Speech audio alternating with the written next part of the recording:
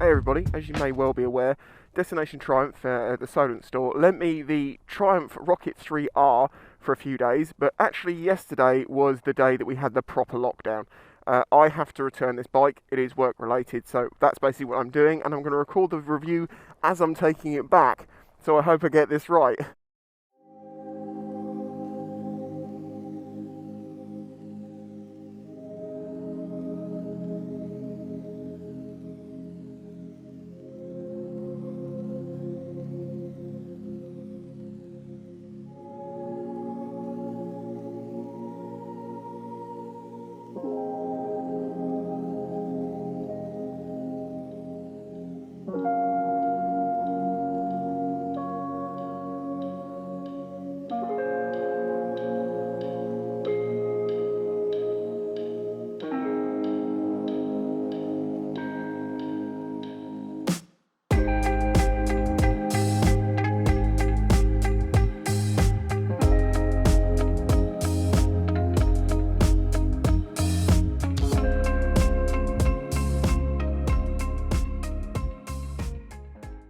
But then how much about the Rocket 3 do I really need to tell you about?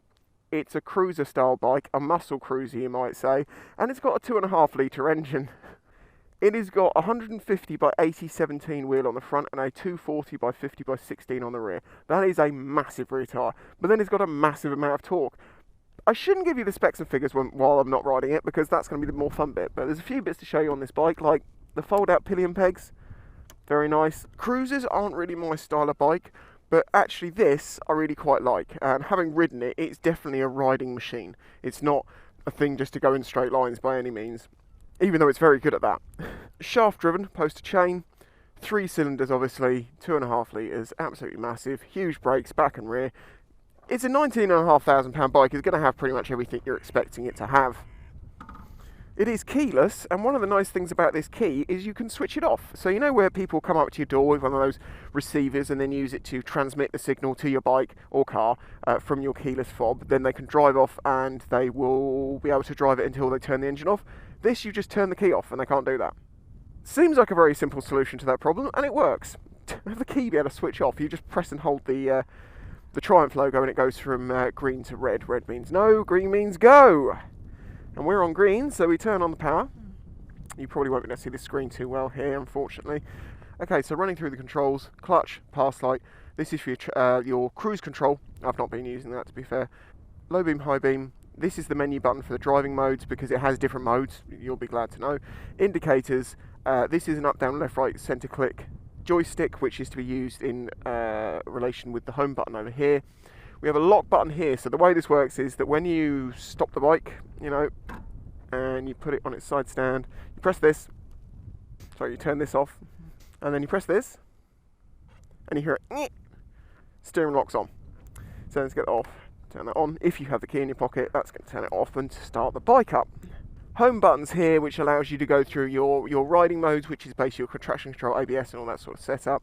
You have the bike setup, which covers hill hold. That's helpful on a big bike like this. Basically, the rear brake will stay on to stop you from rolling down a hill. Automatic cancelling indicators, which I've used on the RS, and basically, yeah, they seem to work, but I would use them as a backup just because I do. Traction control and service information. If we go back again, you've got trip setup, which is to do with your trip display. Then you've got display setup, where you can change a lot of the things on the screen. It's not quite as different as like on the RS where you have that whole big screen, you can change lots of stuff, but you can change like the whole thing from being white or being black depending on what you'd rather do and what information is kind of displayed there. Okay, well I better get heading back, I can't be out for too long. So, bike starts up on the start button.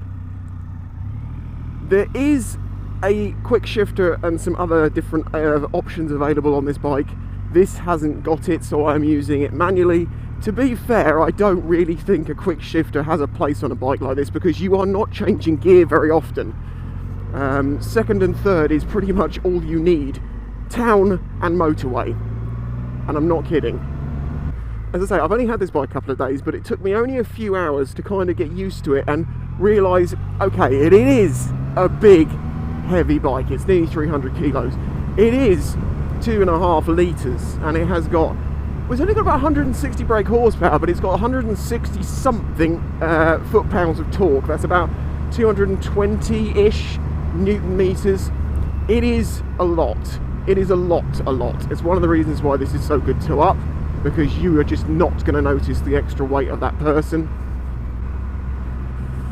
But for all its weight and heft, you don't imagine that you could just sling it into a corner like this. To my understanding, Triumph have been quite clever about this bike, that you will actually hit the pegs before you get to the edge of the tyre's grip, which is good, because it means that you're never in that world of like, how much grip have I got left on the edge of the tyre? Am I about to sort of, you know, am I going to wash out as I get over too far? If the peg ain't grinding, you ain't sliding. I am, of course, as you will well know, 6'4", and actually the seating position on this feels like it's for a slightly shorter person, because you've got a little bucket seat which is just holding onto my butt. It's any smaller and it would have been too small. The distance that you grab on the bars, the way that your legs feel, like I kind of feel like I'm quite sat upright, because as I say, it feels like the ergonomics of something was supposed to take a smaller person. So for the size of the bike, it isn't actually necessarily that friendly to people who are 6'4".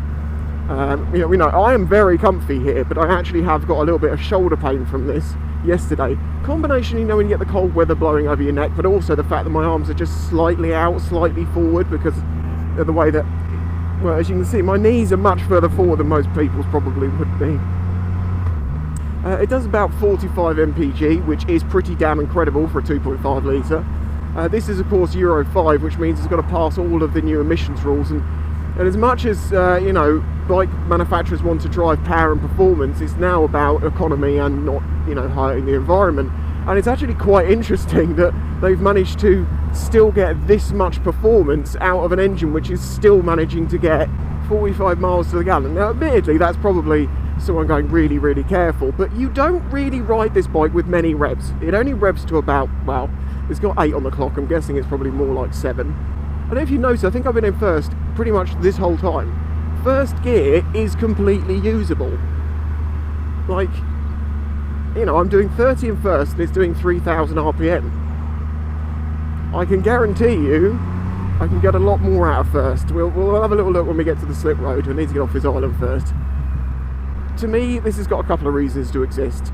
If you just like this style of bike and you want to own the bike with the biggest engine in the world, production, I believe this is the largest capacity engine being sold in a production bike, you buy this. As I say, it is 19.5 grand, and I think it is a bit of, I don't know if it's a status symbol, but it is definitely something that some people would buy as a, I have a Rocket 3, more as to say I have a Rocket 3, because it's nuts. The other people, I think, is people who want to use it for touring. I don't think this doesn't lend itself to being an ideal tour bike. You know, okay, there is space for some panniers on the back and you can get some Triumph luggage for it, but maybe its ideal situation is a cross-country weapon. Like, I don't know, say you need to get across Europe in a couple of days.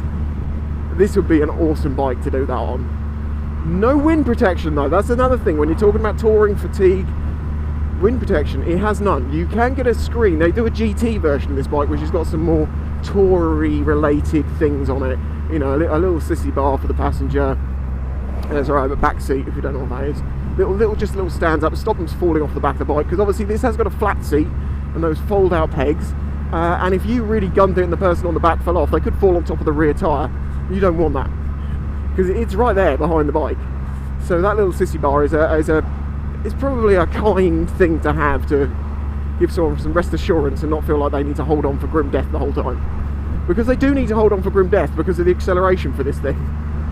It may not be the fastest on paper, 0 to 60, and this bike may only do 145 mile an hour, but the way it delivers that power is unlike anything I've ever ridden. It just gives you the power. It's just like, oh, here you go, all of it from nowhere. The peak in the torque curve is actually around 4,000 RPM, but 4,000 RPM isn't far away from opening the throttle. It's a little crazy. The brakes on this are very, very nice. They are big and they are powerful. Yes, it takes a little bit of time for this bike to come to a stop, you know, a bit more than you might expect, because basically it's got a huge amount of mass and weight to try and slow down without locking the wheels. And as I say, you can just feel that it's got that bit of extra mass that's taking it that little bit longer to actually slow down. We're in second. We like to accelerate 3 cars.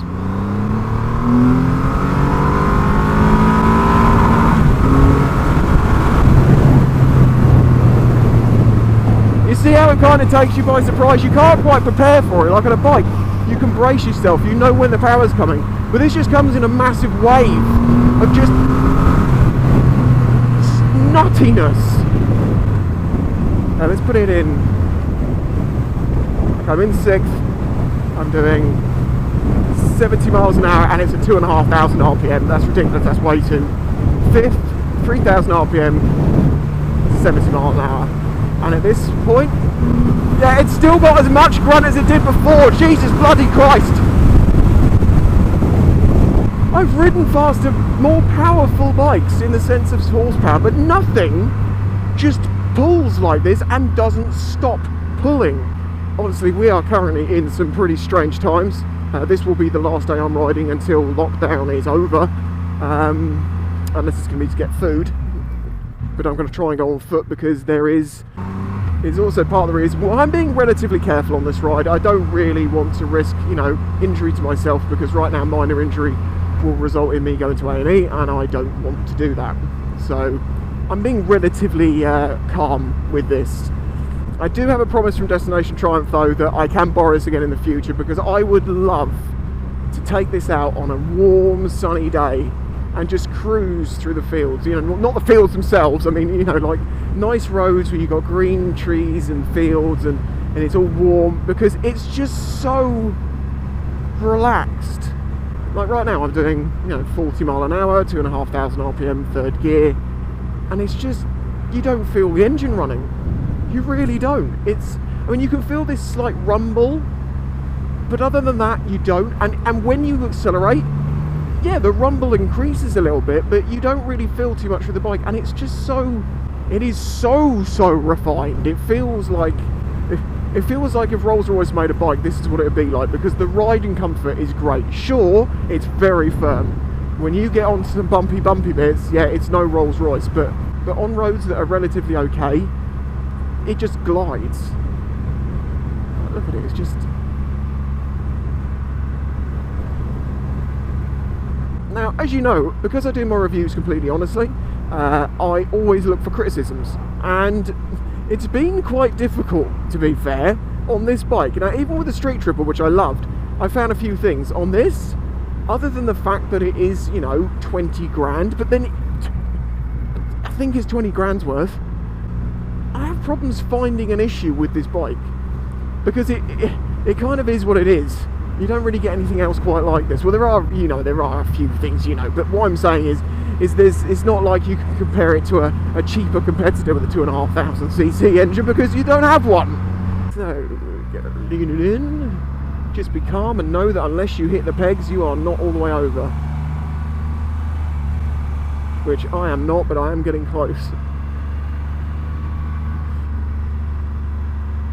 Now, as I say, this bike does come with a quick shifter if you choose that option. I don't believe this one has one, so, I'm using the clutch all the time. And the clutch is pretty strong. It's quite springy, and you do notice, if you're at the lights for a few minutes and you're holding it, which you shouldn't be, you should put it neutral anyway, you can notice it's a heavy clutch. It's not the heaviest clutch I've felt, to be fair, and as I say, you don't really use it that much anyway, because this thing is happy to run from no revs in pretty much any gear. So, 2nd gear, lean in, and mind the gravel and stuff.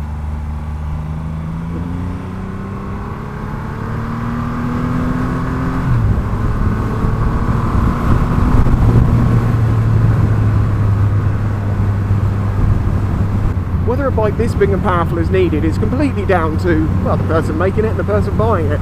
If you don't, like it, then that's fine. But as a bike that exists to do what it does what it does very well. As I say, I really like it. I can't see myself ever owning one. I don't think I'd ever want to put 20 grand into a bike myself. But I can see why some people would. And looking at these new bikes, the quality of them, the build quality is absolutely lovely. Like, it's really nice. Every single thing, it's not just the build quality, it's the thought that's gone into it. Like, they have designed just little bits about it. that are just nice little finishing touches, like putting the emblems everywhere and using particularly nice hardware.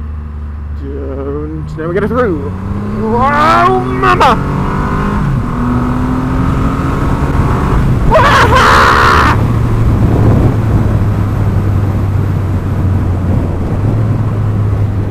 Downshifting. It's got relatively good engine braking when you're going really fast and you come back down the box. But obviously, as I said, you're normally riding in first or second, so you're not going to be using engine braking. So when you let the throttle off, it does slow down. You know, it's there, but it isn't so ferocious that it feels like the bike's going to, you know, stop and lurch forward. Oh, it's quite bumpy through here though. I mean, it has got a big squidgy seat, so I'm not getting any back pain with this, and I have a very susceptible back to having issues. But it is my shoulders, and I'm feeling it again now. It's something about just the tops of my shoulders, having them maybe lifted up this high. It's a bit higher than I'm used to. Maybe if I sat slightly better. I feel far too upright and proper here. Riding like the Queen. Well, I'm in a Rolls Royce of a bike, so riding like the Queen. See, fingertip control.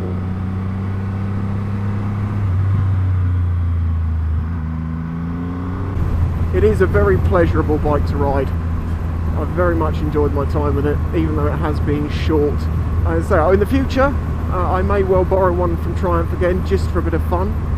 Maybe I could borrow the GT if they had one of those, just to see what that was like, but I don't think there's a huge amount of difference in it.